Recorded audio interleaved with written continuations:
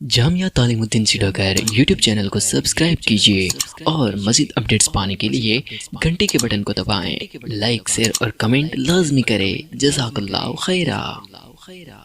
آزادی پر ایک تقریر پیش کریں گے، جس کے لیے میں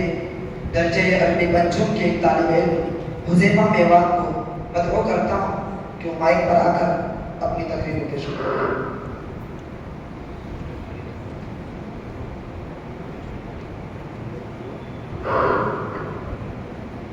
الحمد للہ کفا وسلام علی عباده الذین اصطفى اما بعد۔ اڑائے کچھ ورق لالا نے، کچھ بلبل نے، کچھ گل نے، اڑائے کچھ ورق لالا نے، کچھ بلبل نے، کچھ گل نے، چمن میں ہر طرف بکھری ہوئی ہے داستاں میری۔ جناب صدر، معزز اساتذہ کرام اور مہمانان اعزام اور عزیز ساتھیوں، آج کے اس تاریخی جشن آزادی کے موقع پر آپ حضرات نے مجھے جس عنوان پر تقریر کرنے کی ہدایت کی ہے، حق بات تو یہ ہے کہ میں اس کا اہل نہیں، نہ میری زبان صلاحیت ہے اور نہ میرا مطالعہ اتنا وسیع ہے کہ ہندوستان کی آزادی سے لے کر اب تک کی تاریخ بیان کروں۔ تاہم آج کے اس قومی یادگار کے دن میں، جبکہ ہندوستان کے چپے چپے، گوشے گوشے میں مختلف تنظیموں، اداروں، کالجوں اور یونیورسٹیوں میں غیر معمولی دھوم دھام سے آزادی کا 76واں جشن منایا جا رہا ہے،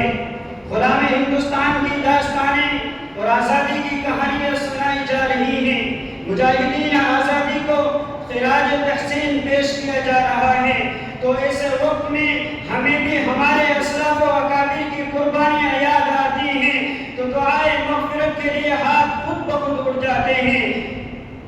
دوسری طرف جمہوریہ ہندوستان کے مسلمانوں کے دردناک واقعات اور ظلم و ستم کی رویداد سامنے آتی ہے تو خون کے آنسو نکل پڑتے ہیں اور دل سے ایسی آہ نکلتی ہے کہ اگر ہمارے اسلاف و اکابر کو اس کا تصور بھی ہوتا تو خدا کی قسم وہ لوگ اس ملک کو انگریز کی غلامی سے چھڑانے اور اس ملک کو آزاد کرانے کے لیے اتنی بڑی قربانیاں نہ دیتے۔ اگر انہیں یہ معلوم ہوتا کہ اس ہندوستان میں مسلمانوں پر ایسا وقت بھی آئے گا کہ جب مسلمان آزادی کی جگہ انگریزوں کی غلامی ہی کو پسند کریں گے تو وہ کبھی شمشیر برہ نہ لے کر میدان جہاد میں نہ نکلتے۔ انہیں کیا معلوم تھا کہ جس ہندوستان کی آزادی کے لیے بالائے کوٹ کی پہاڑی پر سید احمد شہید اور شاہ اسماعیل رحمۃ اللہ علیہ نے جان دی ہے، انہیں کیا معلوم تھا کہ جس ہندوستان کی آزادی کے لیے شاملی کے میدان میں علماء دیوبند توپوں کا نشانہ بنے ہیں، انہیں کیا معلوم تھا کہ جس ہندوستان کی آزادی کے لیے شیخ الہند اور شیخ الاسلام گارے پانی گئے ہیں، انہیں کیا معلوم تھا کہ جس ہندوستان کی آزادی کے لیے شیخ الاسلام حضرت مولانا سید حسین احمد رحمۃ اللہ علیہ کا سوٹ وارنٹ جاری ہوا ہے، انہیں کیا معلوم تھا کہ جس ہندوستان کی آزادی کے لیے صرف 1857 عیسوی میں 51,000 علماء کرام شہید ہوئے ہیں، انہیں کیا معلوم تھا کہ جس ہندوستان کی آزادی کے لیے دہلی کی چاندنی چوک سے لے کر خیبر تک کے درختوں پر علماء کرام کی گردنیں لٹکائی گئی ہیں، انہیں کیا معلوم تھا کہ جس ہندوستان کی آزادی کے لیے علماء کرام کو برہنہ کر کے آگ کے انگاروں پر لٹایا گیا ہے، کہ اس ہندوستان میں مسلمانوں پر ظلم و ستم کا پہاڑ ٹوٹے گا اور انہیں حقوق سے محروم کیا جائے گا۔ ملت اسلامیہ کے غیور فرزندوں، اس ملک کو آزاد ہوئے 76 سال ہو گئے،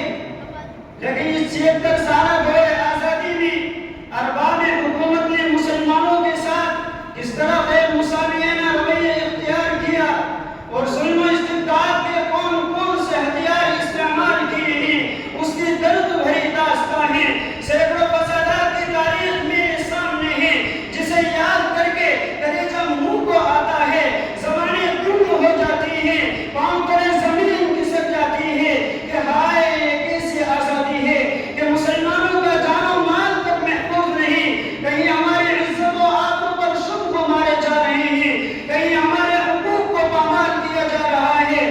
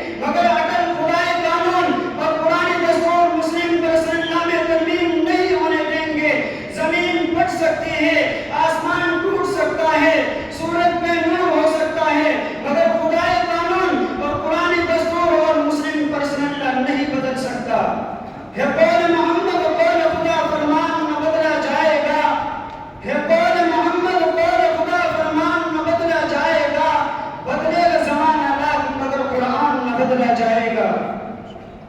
نوجوانان اسلام، یہ ایک ناقابل انکار حقیقت ہے